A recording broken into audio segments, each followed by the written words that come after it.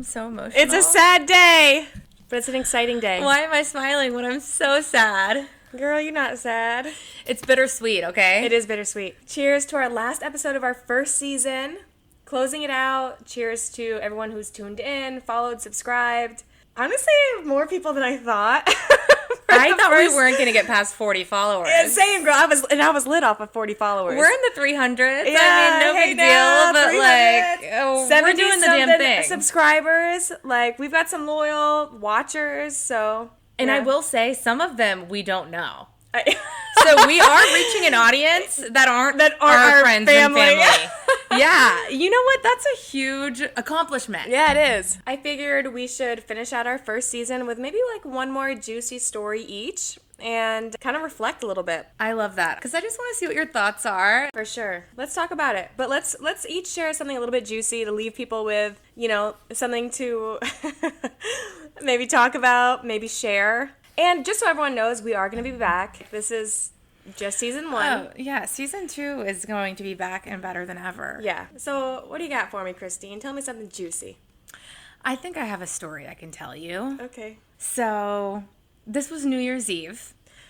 I'm going to set the scene really quick let's for talk the about audience. New Year's Eve anyway. Yeah. So basically, I think most people would assume that on New Year's Eve, they think you're going to be cashing out. Like making a fuck ton of money, super busy. Like, yes, it is a chaotic night for sure. They think it's high-end clientele. You're balling out of control. Right. No. What kind of clientele is it? Tell them. These are the people that have never seen a nightclub door before. Okay? These are people that are usually at home. Yeah. You know, they don't go out. They don't know what the fuck to do. Yeah, they don't know how things operate. They don't know how to handle their alcohol. They're vomiting everywhere. No. Like, it's one of those nights that you cannot request off. Okay? It is blacked out on the calendar. Blackout date. I don't think I've ever had a New Year's Eve off unless it was COVID. It's been years. Yeah. So you can't get out of it, okay? You're fucking stuck. Yeah. And you're just, I mean, it depends on the type of place that you're at. You can have a good time with your girlfriends, you know. It's not like what you'd picture as being like the best night ever. No, it's high stress and low income.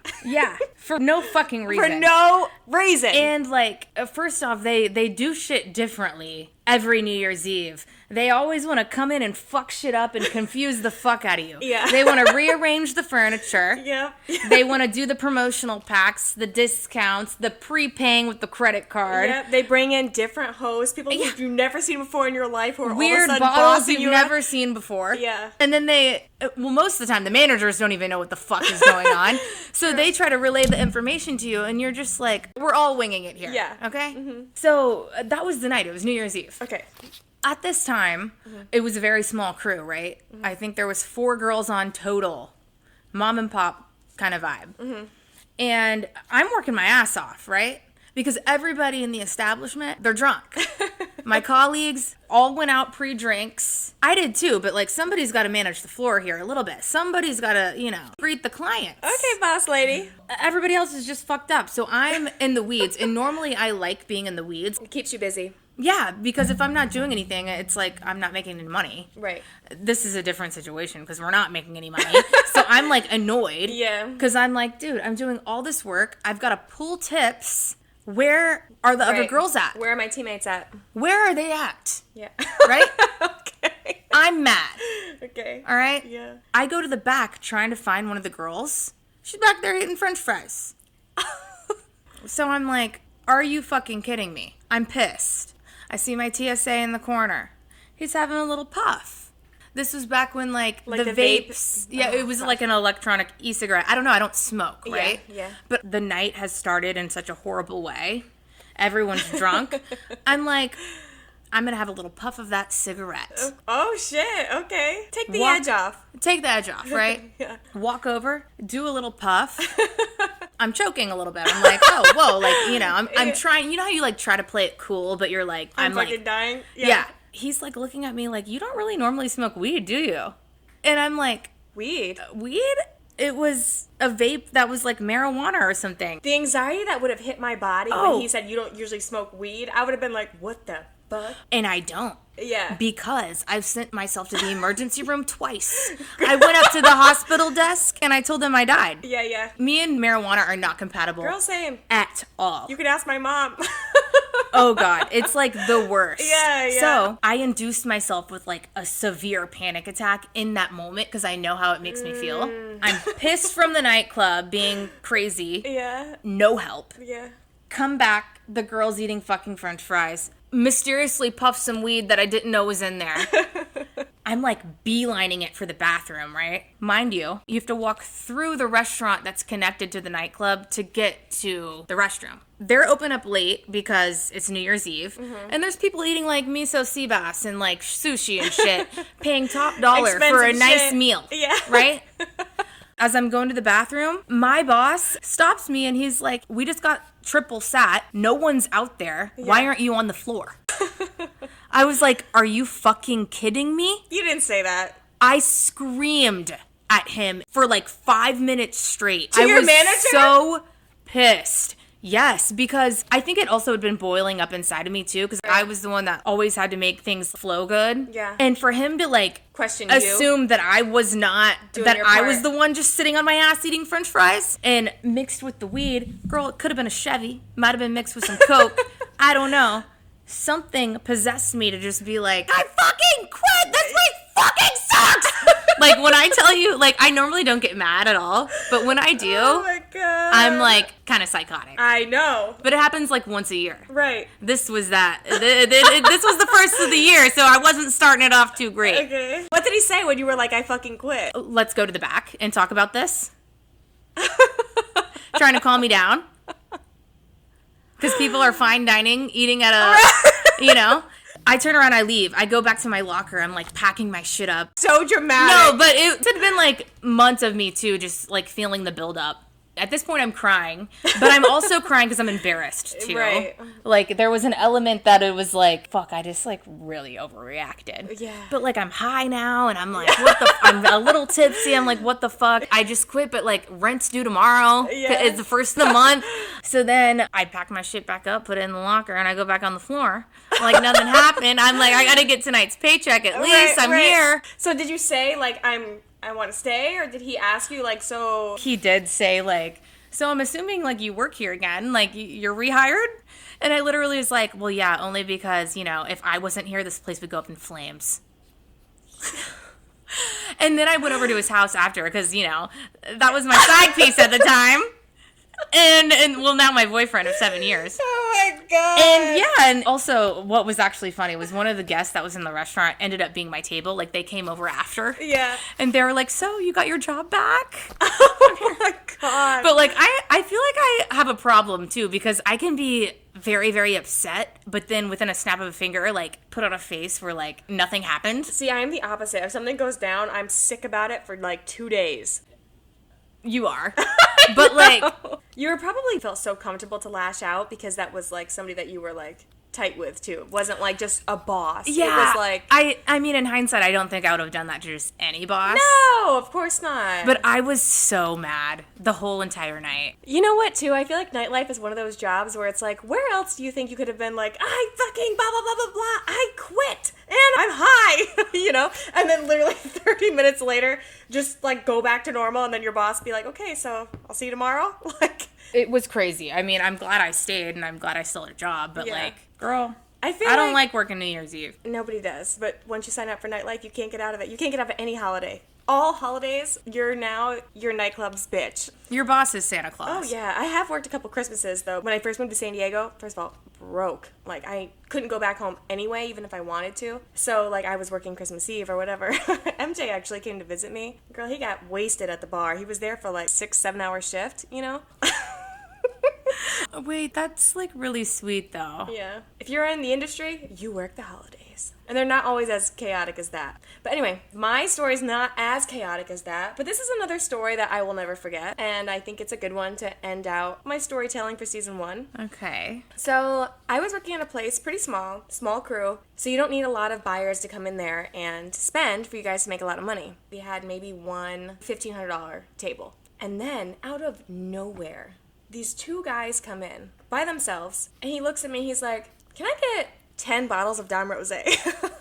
I was like, you know, like, funny. Like, thought he was joking? Yeah, I was like, that's hilarious. I was like, what can I get you, you know? He's like, can I get 10 bottles of Dom Rosé? And handed me his credit card. And I was like, are you fucking with me right now? Like, really? And he was like, do you want me to be fucking with you? I was like, no. Let me go get You, like, ran. these bottles. Yeah. We bring out the 10 bottles of Dom Rosé, right? Which that's what, I mean, almost $20,000, right? Yeah, with tax, grat, entertainment fee. Yeah. We went definitely. kind of like dragging our feet, you know, because it was like a small place. There's 1.5 in there. To all of a sudden this guy looking at me and telling me he wants 10 bottles of champagne, you know? So we're pumped, right? We're like, oh my God, everyone in the back is like, blah, blah, blah, get the champagne glasses, you know? Like, we're getting hyped, right? We do this show, and the night just continues on. He's like, let me get 6 bottles of 1942. Let me get a couple more bottles of Dom. What? Let me get this exclusive. We had this, like, exclusive bottle of Dom Rosé. Who was this guy? 2 guys from Vegas. And no one knew they were coming. They just came. No, nobody knew they were coming. They weren't booked by anybody. Like, the host didn't know they were coming. They just literally walked in and thought, I'm going to change some people's lives today. So by the end of the night, they spent $40,000, the 2 of them. And at this place, we didn't do pre-authorizations. So I've just racked up this bill for $40,000 with no proof that he can pay his tab, right? Wait, what? Yeah, but that's not the policy at this place. Yeah, no, but I So- mean, like all the products going out and not being Drank paid for yet. everything. Nothing's been paid for, which that is outrageous in itself. Yeah, But at this level of a tab, in hindsight, we probably should have done it anyway, just because that's a huge spend. So it's like, what, 2:30 a.m. We stayed open a little bit later so that they could keep popping off because they were making the weeks prior, you know, in profit. The first guy's card goes through. He tips an additional $6,000. I'm like, oh my fucking God. Like, how many girls were there? 2 girls. 2 girls. Like, I'm about to be rich. The other guy's card declines. I'm like, okay, maybe he's got another one. No big deal. He's trying to tip me an additional $6,000 on top of the gratuity, which was, I don't know what the 22% was at that time of that tab. So it's an additional, what is that, $12K in tips? And it's declining. An hour goes by, right? It's just these 2 guys left in the club. And I'm thinking, we need this payment because this tab is huge. Second, that over gratuity changes people's lives. That's the most money I think any TSA that I knew at the time would have made. You know? Wait, so at this point, was the other buyer not like... He was laid out. Just put the full on mine and I tried then it. he can pay me. It wouldn't go through. Probably because it was such a large amount at first, they wouldn't let it charge twice for that same amount. But he's laid out on his back, like he's drawing stars in the sky. Like, they're fucked up, right? Wow. Of so course. the one guy gives me like literally 10 different cards to try. None of them are working. Then he's like, okay, well, I've got a safe at my crib. Like, you guys can go get the money out of the safe.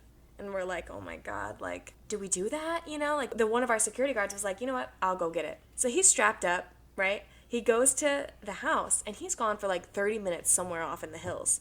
And we're just like waiting for a call from him to say that he's got the cash from this man's mysterious safe in his house in the hills. He takes the cash and runs. No, he's like standing there, right? And the Oh, guy. is that just what I would do? And maybe, but hey, get it how you live.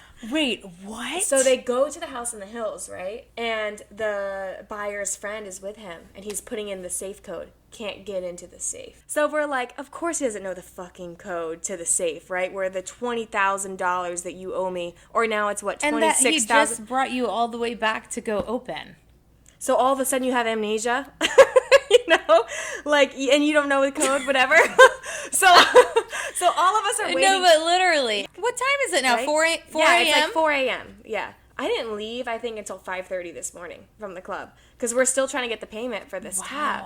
Yeah, so long story short, we were like, you know, we can call the cops, like, you guys have to pay us, blah, blah, blah. Like, it got to the point where it was like... It was like, look, you have to pay your tab, whatever. I guess somebody knew somebody who knew somebody that these guys booked with in Vegas and blah, blah, blah.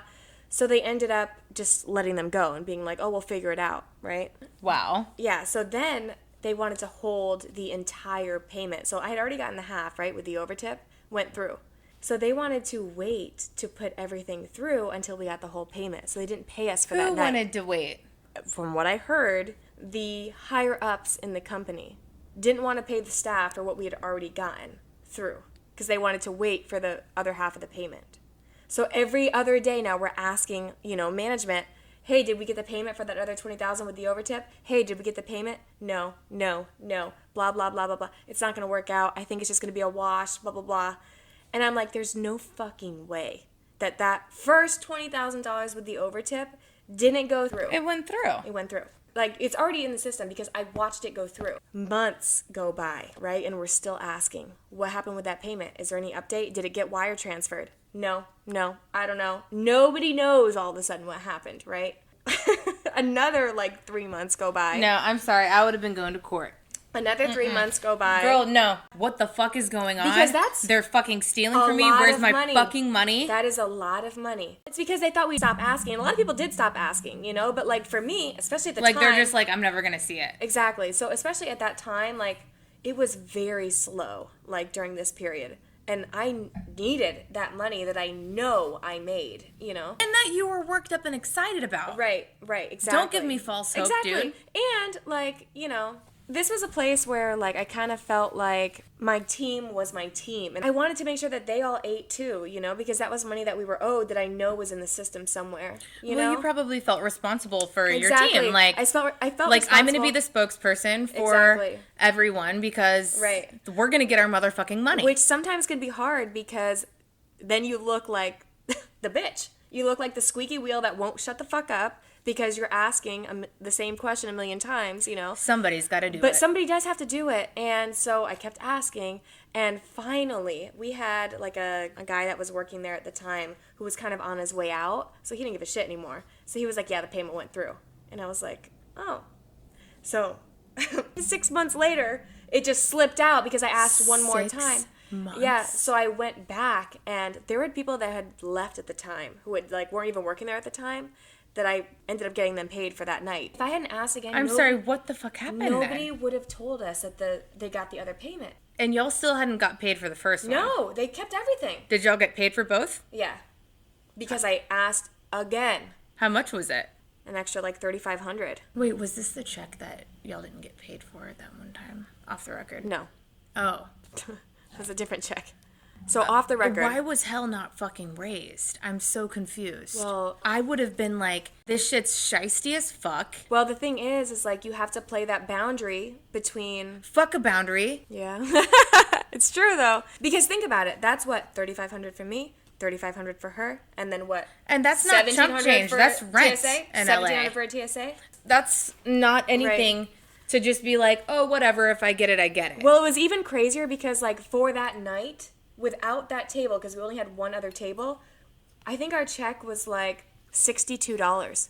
So imagine thinking you're gonna make $4,000 and you made $62. This is the type of situation where it's I'm an extremely loyal person and a loyal employee. Yeah. And I will ride or die for my team. But if you're fucking me over like that, best believe you're gonna get fucked over back. Yeah. This would have been a documentary if it was me. Yeah. It would have been made into a Lifetime movie. Yeah. This shit is crazy. But again, even me telling this story right now is kind of Well, just this whole entire season. Do we tell any of these fucking stories? I know. It's too late now. It's too late. It's too late. It's all out there, aired. So what do you think, girl? How are you feeling about season 1?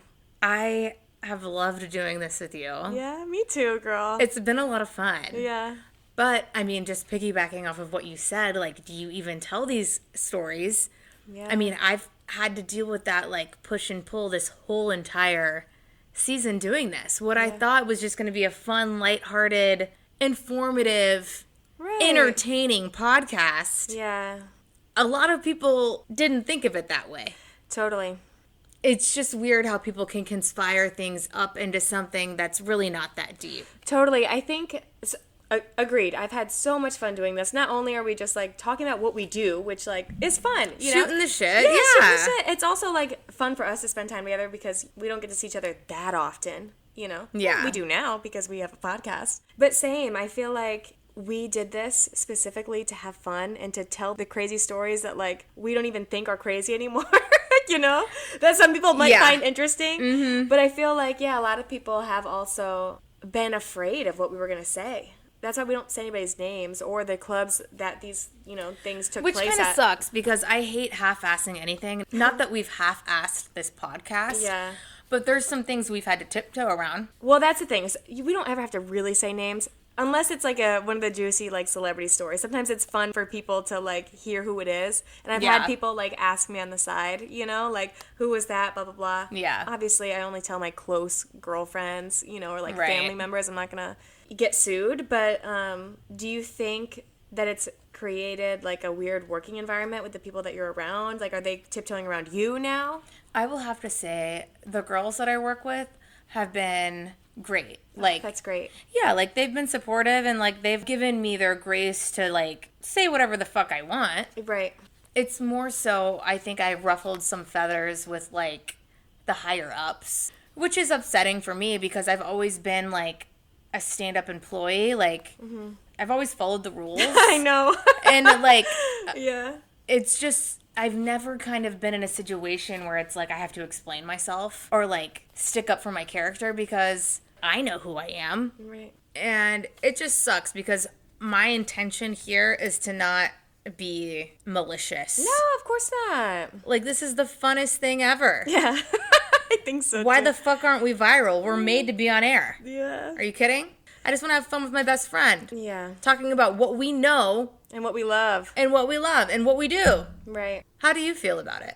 I feel like I've gotten a lot of support from the people around me, my family, my friends, people from my hometown. They find it super interesting. And I think they know that this is just like me being me and us like having fun and talking about the things that we do for work. But I will say, like, I'm also very aware that there are no other nightlife podcasts for a reason. It is kind of like taboo, you know, you're not supposed to talk about your clients, you're not supposed to talk about what happens. And I will say, I've definitely missed out on a job opportunity because of this podcast. And that's unfortunate, but everything happens for a reason. And it's like what you said, it's like, you know who you are, we know we're not ruining people's reputations or like deterring people from coming out to the club.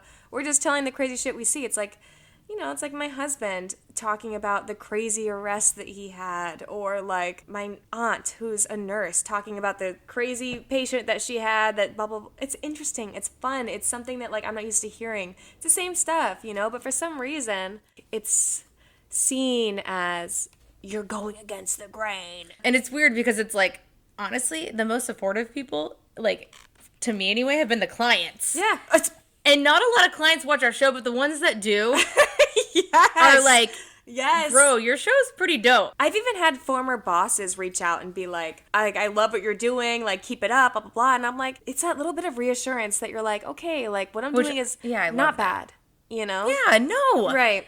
Don't make me feel like I'm doing something wrong. No. I'm not. No. There are so many worse Why are you worried things about us? than us talking about some experiences we had in the workplace somewhere in some city in some nightclub with some client, with some coworker. With like, so-and-so and who and who? and for all y'all know, these could be made up, okay? We could just be dreaming this shit up. This could be scripted. Or it could be scripted hell. Everybody just needs to relax. But for the most part, it's been a lot of fun. And it's fun to see my girlfriend and stuff reach out and be like, oh my God, like, what were you thinking in that moment? Or like, this is so fun to like, you know, just watch you guys. We've built up a little small community. Yeah, we have. It'll be bigger. I've got a question for you. Okay. Do you feel like, have you had any self-growth since we started this project? Have you felt yourself like, I feel like I've grown a little bit because of this? Or have you declined? Because it sounds like it. No, I haven't just- declined. I feel like what I've learned or what I've gotten more comfortable with is like with just accepting the fact that, okay, maybe somebody's not going to like that. People are going to have something to say regardless. Because a lot of times I'll take that personally and I'll be like, oh my God, why would they feel that way? I had good intentions. I had this, I had that. Just being able to be more comfortable with the fact that like you can't be everybody's cup of tea. I think that's a good life lesson. Like outside of podcasting or whatever. I think that's just like you stress about less shit, you know? Let me talk about something else actually. So when we started this podcast, we didn't really put any money into this. Do you think that we would have benefited from investing financially into cameras or studio? I do have interest doing that in future seasons. I don't know that it would have benefited us because I feel like we're on par with anybody else that would be like Starting off? yeah, or even monetizing at this point. Yeah. the biggest challenge we faced is like, how do we monetize on that? Podcasts are a fuck ton of work. Speaking of which, why are we taking a break between season 1 and season 2? So I got a new job. Congrats. Thank you. Yeah. Still within like nightlife and everything, but there's going to be a lot of training. There's going to be a lot of new things to learn. So I'm excited to take that on because, like we said, podcasts are hard. Yeah. You know, if the way we're continuing now, like I do feel like we're building some momentum and everything, but neither of us want to get burnt out. Right. Why do you think we're taking a break? You know, I've stepped into a little bit of a different position too, where I'm working, and Congrats. so thank you. So hopefully in season 2, The position. Yeah, the position. So hopefully in season 2, I can talk a little bit more about that. I'm kind of waiting to see how that goes and, you know, get adjusted. But it's definitely a role that requires a lot more work and responsibility. A lot more work and responsibility. Than just the flexibility of being a bottle girl. Correct. But I'm still in nightlife though, right? Still in nightlife. And honestly, I'm really enjoying it right now. I hope it stays that way. Obviously, I know you are taking on a new job, so that's, you know, another reason I think this is perfect timing. So tentatively, we're looking at like August, September for the launch of season 2. This is not a one and done. This isn't a smash and dash. No, it's not a smash and dash. We're gonna stack some bread, and we might have a couple of like one-off videos throughout the summer. Maybe some stuff just to keep you interested, you know? Also, quit being closet fans. Post it on your fucking Instagram. Okay. Post it on your If shit. you are a private fan, you are a verbal tipper. Okay? Comment on our videos, bro. Or share the them. fucking videos. Don't fucking side text me. Are you kidding? It's the comments, or it's the messages that, oh, this was hilarious, blah, blah, blah. I'm like, comment on the video, though. Comment, like the video. It's What like the fuck? It's like a side dude. Subscribe or somebody to who, the like, YouTube. Right. It's like it's like somebody who's trying to flirt with you but doesn't want to openly flirt with you. Yeah. You know? Yeah, it's like if you got another girlfriend, just say that. Just say that! But there's no other nightlife podcast, so... But we know why. We're the only one. And that's why we're number one. I'll see you in 2.5 months. Looks like my phone stopped recording anyway. Awesome. At what time? But yeah, I mean... Girl, seriously, when did this... Sorry, because this is great. Oh my god, it stopped recording so long ago!